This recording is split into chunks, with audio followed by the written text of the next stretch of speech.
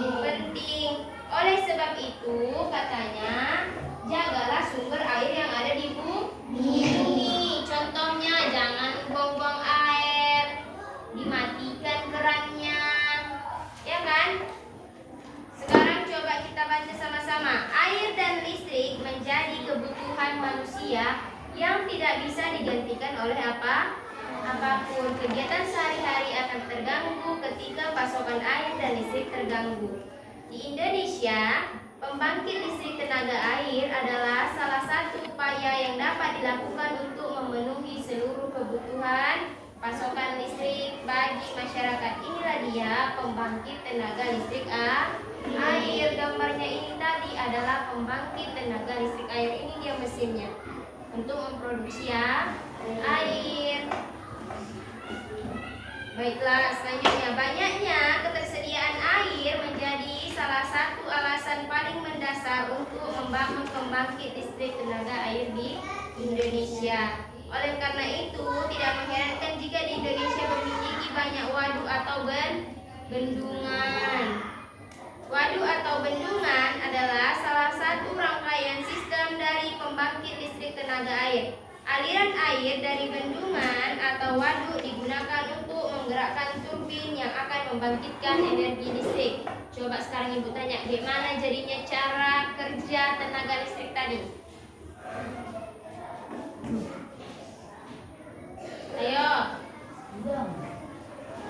Gimana cara kerjanya tadi?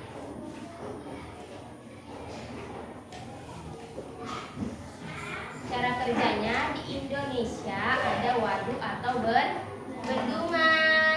Lalu air dari waduk atau bendungan itulah yang akan menggerakkan turbin atau menggerakkan mesinnya yang akan membangkitkan energi listrik. Itulah cara kerja energi listrik air. Air merupakan salah satu sumber energi yang cukup berlimpah. Air menyimpan energi yang cukup besar. Aliran air mampu menggerakkan kincir yang dibangun di dekat sungai. Lihat gambar ini tadi. Aliran air mampu membangkitkan kincir yang ada di dekat sungai. Makin deras aliran air, semakin kencang angin kincir berputar, sehingga energi listriknya pun semakin besar.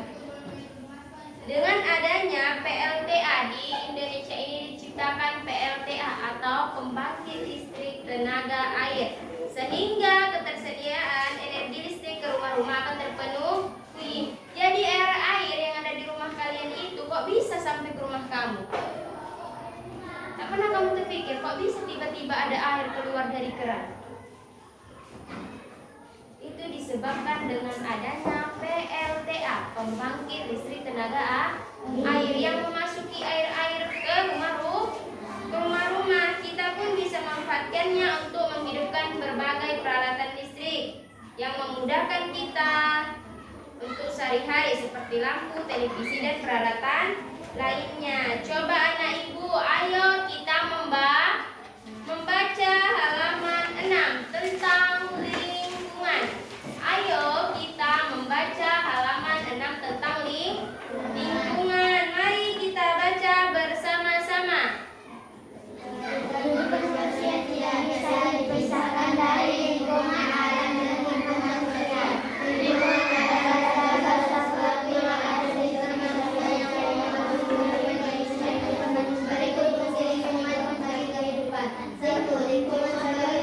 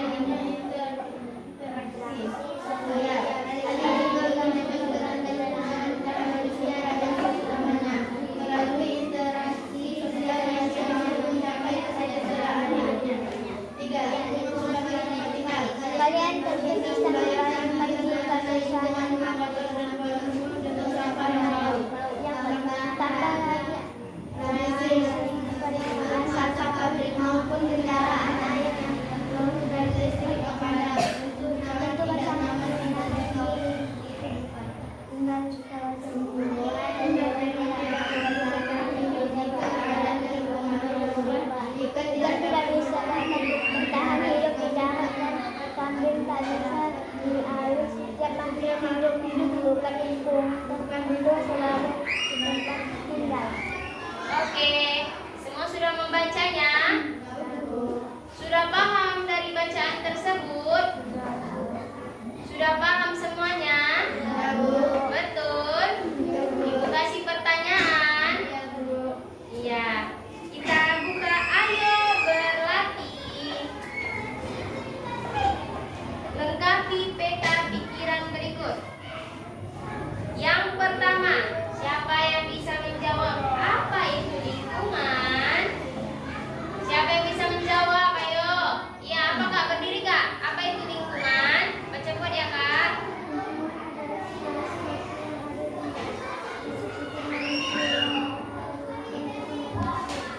Iya, lingkungan adalah,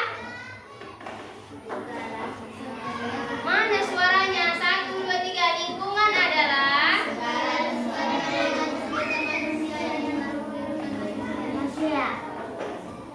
apa loyo? Tidak semangat. Tepuk semangat.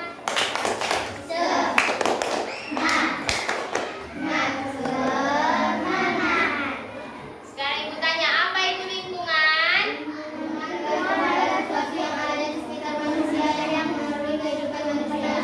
Lingkungan adalah sesuatu yang ada di sekitar manusia dan mempengaruhi kehidupan manusia. Pertanyaan kedua, ada berapa jenis lingkungan? Apa aja itu? Kalau jenis lingkungan, kalau itu fungsinya jenis lingkungan. Siapa yang tahu ada berapa jenis lingkungan? Jenis lingkungan ada dua. Yang pertama lingkungan biotik dan yang kedua lingkungan abiotik. Yang pertama lingkungan biotik, yang kedua abiotik. Lingkungan biotik adalah lingkungan untuk makhluk hidup. Kalau lingkungan abiotik untuk lingkungan makhluk hidup. Sudah, sekarang fungsi lingkungan bagi manusia.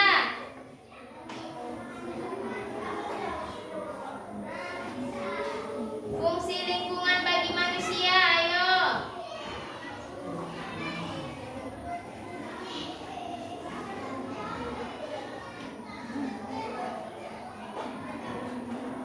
Fungsi lingkungan 1, sebagai tempat mencari makan. Kedua, sebagai tempat bekerja. Ketiga, sebagai tempat tinggal. Sekarang, kan lingkungan ini banyak manfaatnya bagi kehidupan manusia. Mengapa?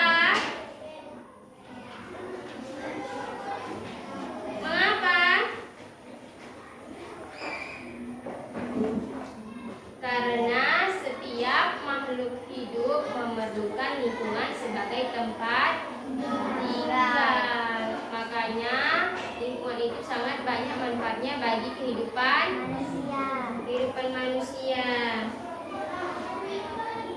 Sudah, sekarang kita sama-sama membuat kesimpulan dari pelajaran kita hari ini. Siapa yang mau angkat tangannya? Siapa di sini yang ranking 1? Iya, apa kesimpulan pelajaran kita hari ini, Nak? Iya, lingkungan. Apa itu lingkungan?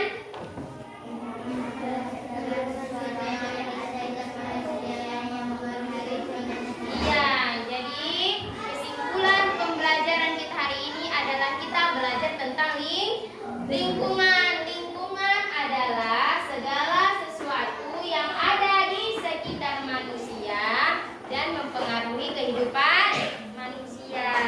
Lingkungan terbagi dua, ada lingkungan biotik dan ada lingkungan abiotik. Biotik untuk makhluk hidup yang nyata, contohnya hewan, tumbuhan, manusia. Kalau abiotik untuk yang tak nyata, contohnya yaitu gunung, bukit, itu juga termasuk lingkungan abiotik. Terus fungsi lingkungan yang pertama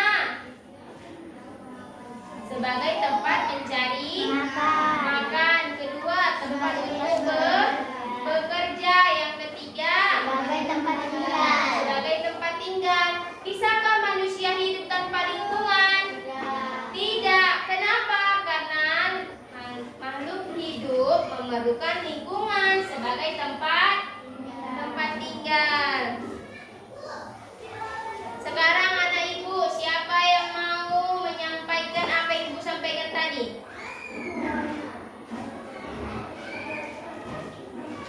Siapa? Coba